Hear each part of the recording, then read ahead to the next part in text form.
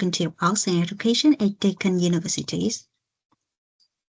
So the topic that I will present today is the enactment of English as an additional language policy in rural and regional Australia, a qualitative study of practices in a secondary Catholic school.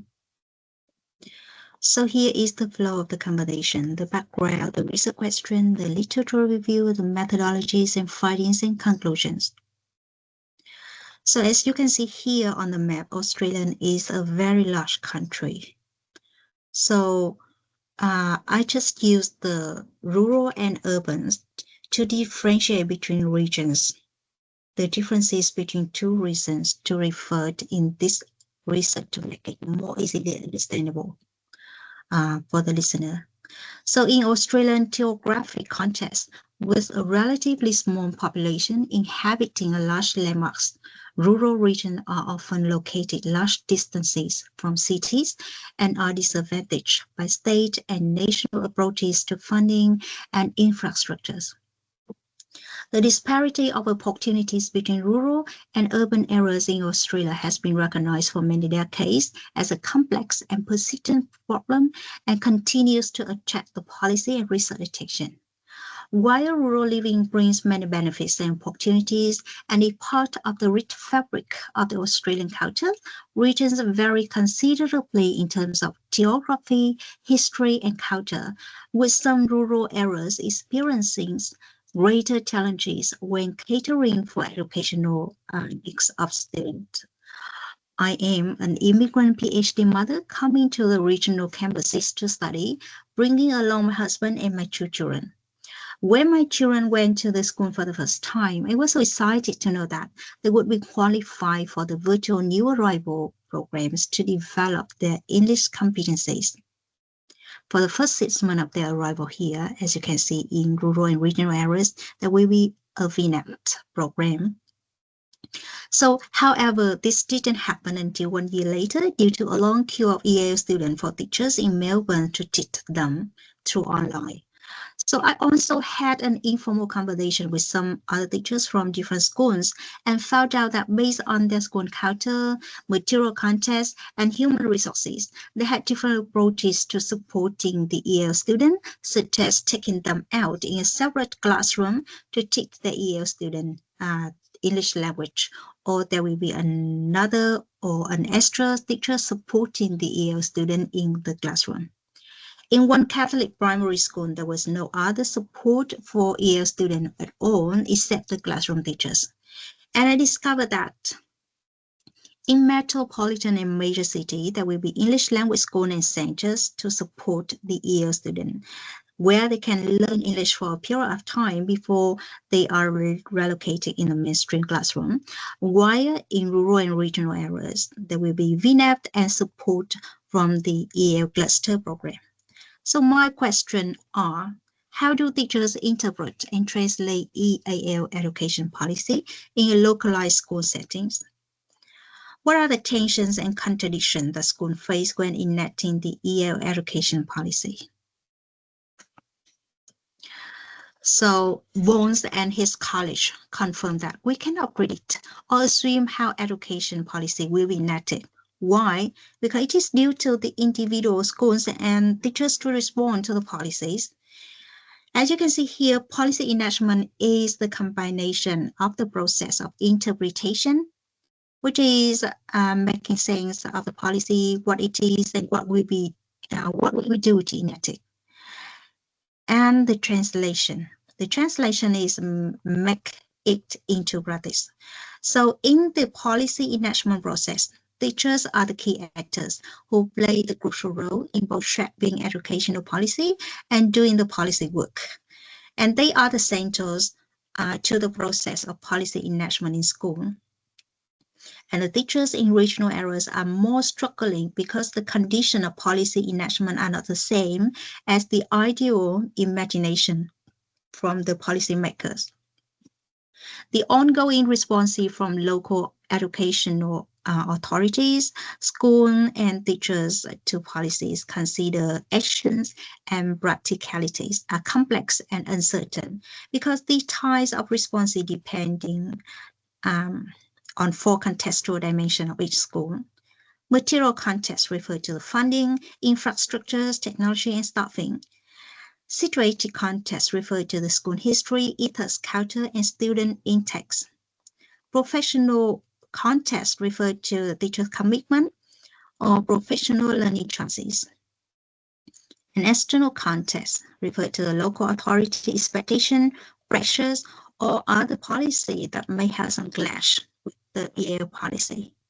So in the localized context, the success or the failure of the enactment of the policy is affected by different political, financial, and structural impediments. With such 4 constraints, the school differ remarkably in initiating and activating policy processes and choices without continuously construct and develop, both from within and without, in relation to the policy imperatives and expectations. So the data will be generated through 3 tools: the collection of the school level policy, documents that teachers and school leaders release,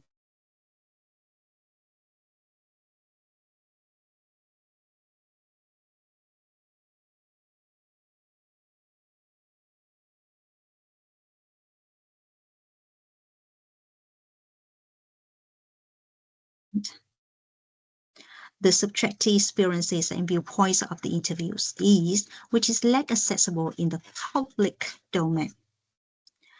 So regarding data analysis, I will use the conceptual framework, cultural historical activities theory, we often call it CHAT, by Armstrong, to interpret the meaning of the case. Here, I consider the EAO policy enactment as an activity system to show the relationship between different components, between subject, tools, object, communities, rule, division of labor. So CHAT is a tool to understand the dialogues and multiple perspectives, which aims to show the social elements in the activity system, while emphasize the networks of the subject interactions with each other in the communities. So this framework can be used to analyze data and interpret data recorded in the classroom where there are problems, conflicts, and contradictions.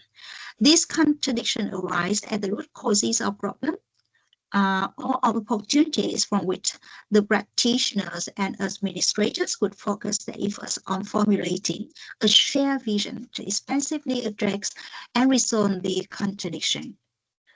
So as you can see here, the filtering out of the policy idea from text at state level to practice at the school level and the classroom level by different stakeholders. For example, it is the EA, especially in cluster, who provide the guidance and support to the school in the region by transferring the policy ideas to the school leaders, assisting them in the preparation of the EAL student social linguistic profiles, EAL funding application, EAL reporting and assessment, etc. Or work with them to develop a whole school EAL provision approach. At the school level, the school leaders play a crucial role in doing the policy interpretation by explaining policy, deciding and then announcing what must be done, what can be done, and what cannot be done. That means the school leader filter out some policy messages and privileges the ones that are important.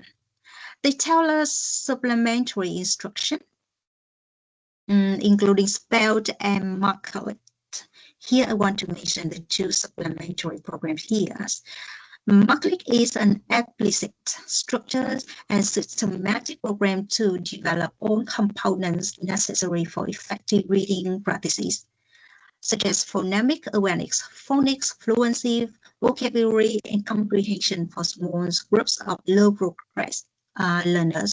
Meanwhile, Spelled is a free sequence program developed to support those students with specific learning difficulties. So besides that, the school leaders enable the collaborative cultures among the EAL policy actors.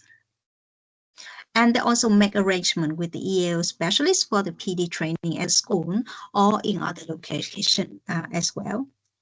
Then at the class level, the classroom teachers make sense of the needs of EL students, build pedagogical practices, collaborate with other school staff to support the EL student. However, the classroom teachers do not work in isolation here. You can see here. So based on the school history, values, ethos, and local supporting communities, the school infrastructures and technology, as well as the guidance from the cluster EA specialists. The school leaders have built a whole school EA provision approach in which the specialist network, including is created, including the learning diversity staff, the EL teachers, and volunteers as well. So in this approach, the educational support for EL students go beyond the wall of the classroom and need a share and collective allocation of responsibilities of different stakeholders in the school. So overall, the EL policy enactment activities at this school has been broken down into different practices here, as you can see in the circles, covering all aspects of the EL support work of the school, making it a joint lesson plan involving different staff community. But these different EL provision types will be more or less depending on the EL student English level capacity. For example, among the two siblings coming from the Ukraine, the older sisters just have the one-to-one virtual support with an EL specialist, and she received also support from the SPEL program here. But now she has a high level of English communications. So this one-to-one virtual support already deleted. So she only had the one-to-one support from the SPEL volunteers. Meanwhile, her younger brother, who has a very low English level, receive all of the support except the virtual program. So we should distribution of responsibilities among the policy actors in the communities in the EAL policy enactment process. We can see the relationship among them as the following diagram here. The classroom teachers as the subject of the activity system, we use different tools, including the physical as well as the psychological. We can see the symbolic artifacts here. So under the different regulation and with the support of the communities around them, with their own responsibility to reach the goal of the action activities, which is the development of EL student academic attainment. However, during this enactment process, the tension and contradiction emerge.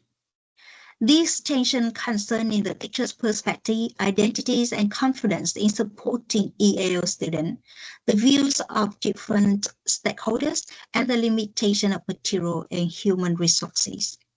So as you can see here, the first tension lies on the incompatible assessment and report. As you know, they will have the EAL, the Victorian Curriculum EAL Achievement Standard.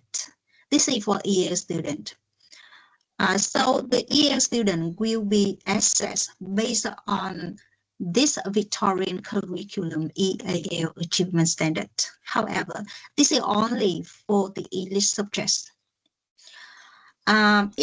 For other content subjects, it is compulsory that the EL students are assessed based on the same framework and the criteria as their monolingual peers.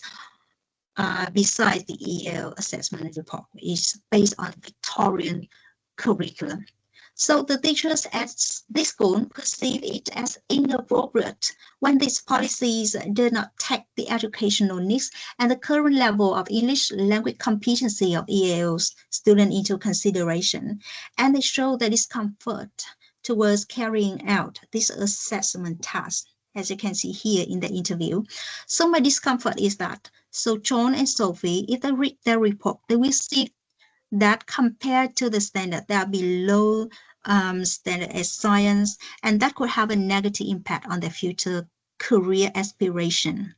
When it's not that they are behind the understanding of science, it's assessing the science curriculum and show the teacher, no, I can't do this. The second tension is resulted from the self-deception of an EL student who is in a hurry to build a new identity in a country. As we can see here, from Lucas, a volunteer, he is also an EL teacher. She wants to embrace, and she doesn't want to be seen as deficient in any area.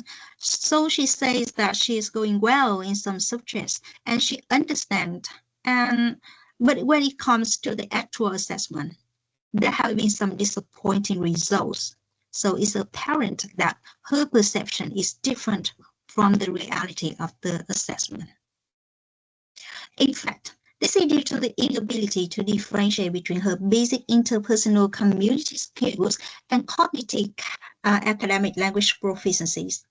Thus, in order to solve this problem, the volunteer, Lucas, the volunteer, the EL teacher, has used the psychological tool via his advice and encouragement, trying to persuade this student to admit her lack of English competency level in order to focus and develop her language competency. This action from the EL teachers requires a cooperative, communicative, and self-conscious shaping and controlling of the procedures using other tools such as explicit teaching strategies, networking, and complementary structured literacy programs. So the third tension is related to EL student acculturation strengths. In some situations, the boy, the younger sibling, seemed to resist carrying out the task because the teachers failed to understand the reason why until being clarified later. As we can see here, the interview data. And this particular week, I gave him a word, and I can't, because I can't tell you what it was. It came anyway. He never said anything. He got to the spelling test and I said the word, and everyone, he did not write it down. And then she discovered that in Arabic, it is a square word. So this is the clash between the two cultures relating to the vocabularies of the two languages. So the acculturative strengths, because not only transpersonal crisis, but commonly anxiety and depression, but also teachers' uncertainties regarding what needs to be done to improve the fit between John and the school environment before being able to understand what the roots of the problems could be. So the next two tensions lie on the contradictory perception among the stakeholders when enacting the EL policy. The first one, number 4, shows the teachers struggle in identifying the problems that their EAL students are facing, whether their EAL student could be considered as cognitive deficient or a linguistic issue. If I compare them at the same time, he is behind his sister, and I have floated the idea that I'm wondering whether he's got cognitive deficits there. However, regarding the opinions from the learning diversities person here, so Kate, the science teacher, said that they have different viewpoints. They said to me, we need to get his EAL almost like perfect English before we can even think of it as cognitive, because at the moment they are saying they believe it's an EAL issue. So the two campaigns here show the two different perspectives towards identification of EAL students' main problem. Why the school leaders and the learning diversity staff put the focus on the EAL linguistic development. Kate, the science teacher, showed an embarrassment in the evaluation and identification of his main problem, being whether it is due to the deficit in the cognition or the lack of English language knowledge in order to find an appropriate method to support them. We can also feel a bit of disappointment in Kate's inner self when, despite all her struggle, efforts, and ability to involve John into lesson, he had no responses. Many other teachers also feel ontologically insecure when they are unsure whether they are doing the right thing for the EAL student, especially in regional areas like Kate and Sophie, as Sophie is the science teacher and Kate is the English teacher. So many teachers like Kate and Sophie, as they have no EAL qualifications and training, and often position themselves as learning on the go. It means that they learn how to treat EAL students, how to teach them, how to interact with them during the time that they teach them the academic subjects. That's me learning on the go. They have no EAL qualification at all. So another outstanding conflicting perspective among the policy actors lies on the attitude towards EAL students themselves. So EAL specialist background in different fields may have broadened her experience in dealing with diverse cultural backgrounds. So this will have an impact on her attitude towards groups, which may be considered to be in danger of being disempowered. She explicitly described the importance of valuing the linguistic, cultural, and social values that children of different backgrounds can bring to the communities by giving a lengthy and repeated comment on the impact of the international experiences on the learning process of their native classmates or even their own cognitive developments. She emphasized that this EAL student immersion journey should be cherished rather than put under pressures. And we can see here, I've got a student who got so much to offer our school. One, they're already a big multilingual, especially if they got a little bit of English, but they are going to be multilingual. And I think it's very important to encourage parents to continue that journey with a first language as well. They've got character to bring to our school, to your class. They've got a completely different background. They're already international. They're internationally aware. So they've got all the international experiences. Caroline is the EAL specialist. She has gotten a very strong EAL experiences and qualification. However, there is another contrasting monolingual habitat stance when other teachers has a very opposite perspective. They consider the refugee backgrounds, and these students are often positioned as deficits, both in English language proficiency and academic competencies. So there are sorts of characteristics I think they've got, but both of them have some holes, shown more particularly in the English capacities. So when we have parent teachers interview, we did encourage them to have, okay, every night at the kitchen, at the table, let's talk about what's good, one good thing you did at school today. Don't speak Arabic, speak English, and just try to get that English more familiar in the home environment. So with the Sophie's opinions here, we can see that she put the English language as the dominant one over the first language. So this monolingual habitat style views is very typical of many Western nations. They view they will code switching and translanguaging problematic educationally and socially, marking them as the structural barriers to the EAL student inclusion and success in the schooling. So these tensions and contradictions have shown the complexities in the EAL policy enactment in the regional area, especially due to the limiting time and human resources. And the classroom teachers seem not to have many chances to take part in the PD training to develop their knowledge of EAL student needs. So to conclude,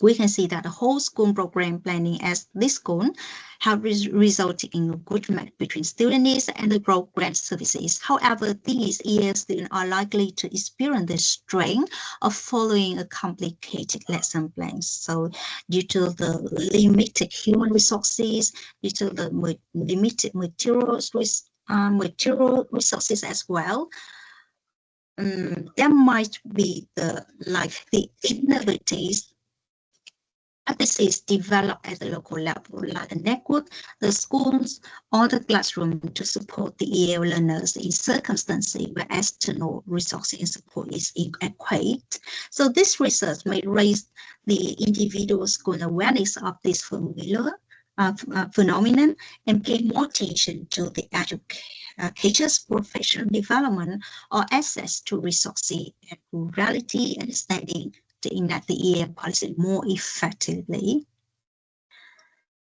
So this research will also provide benefits for the justice for marginalized community in regional Australia via the voice of the insiders. Thank you for listening.